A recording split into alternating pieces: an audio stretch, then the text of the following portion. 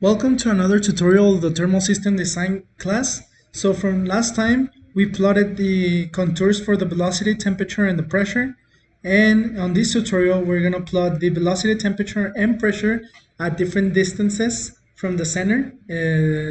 This D is just the diameter, which is 2 inches. So 2 inches away from the center, 4 inches away, and 6 inches away down the stream of the location. So in previous tutorials, we learned that the plots are lines. So last time, in order for us to plot, it was planes, but now we're gonna use lines. So we go to contours. So now we'll go to new surface. We'll create a line, and then again we have to know our geometry in order for us to know which points to create. Let's call this line 1. So we know that we want the line right here. So we know that from the center we have a positive 15 inches on the y and negative 15 on the y, and we're gonna move 2 inches on the x direction. Our z direction is not gonna take part of this, so it's just we'll just leave it at 0. So our x direction will add 2 inches, and our y direction will have 3. Negative 15 and negative 15.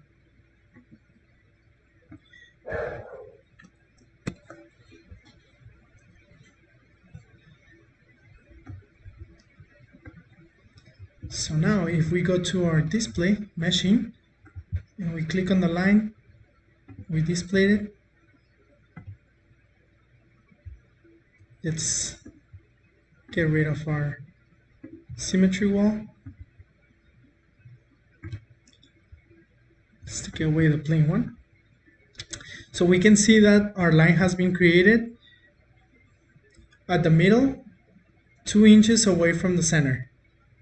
So we can actually keep on creating these lines. So we go back to our contours, our line retake surface. So now we have 2 inches. Now we want a 4 inch. Our y is gonna be the same. We create it. We go to mesh display. I forgot to name it, so it's called line 13. That's okay. Let's display it. We can see it's now inches away from that, from the first one. We can create the other one.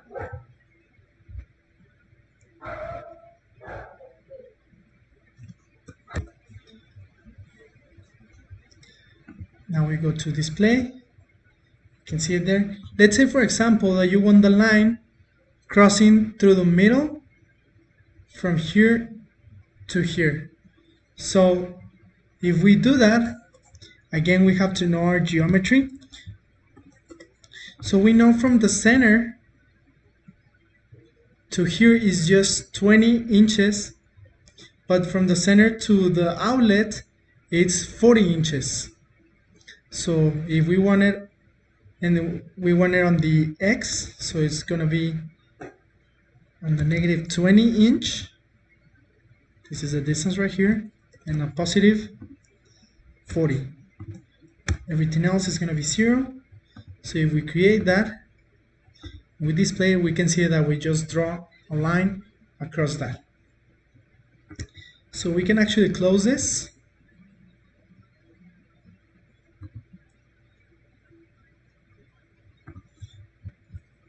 And we can go to plots. So XY plot, click on this.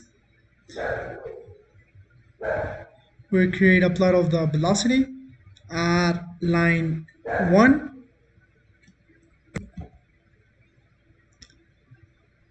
We click on plot. So we can see that our lines are on this direction. That's because we're saying that the flow is going on the X, which is not. Remember that we're going on the Y direction. So we'll leave this as 1. So we plot it, and we can see now that we have this line.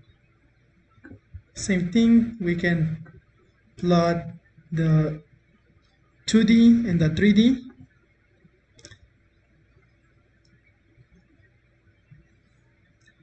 And we can go to File, Save Picture, save it as velocity plot. Okay.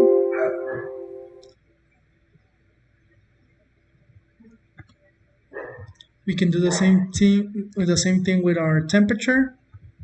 So we go to temperature, we plot it. Let's say this.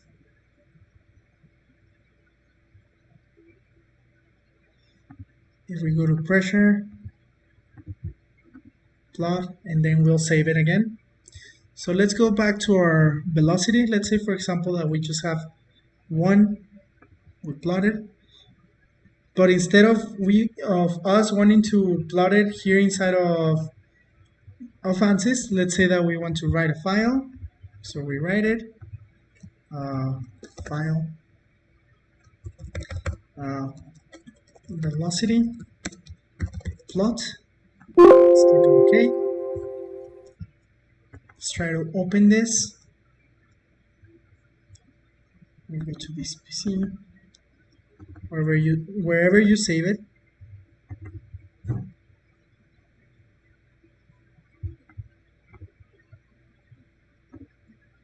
Let's open it with Notepad, and let's take all these values.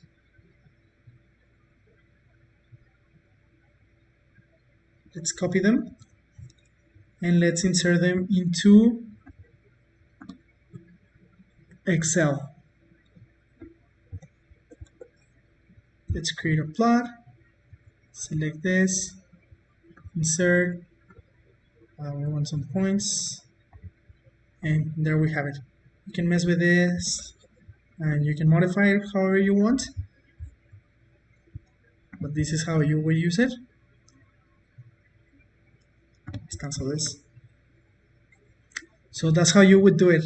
Let's say, for example, that you want to plot in line 15. It's going to be a little bit different because now remember that this line was going on the, it was normal in the Y direction, so on the X direction. So that's why you will select X instead of that one.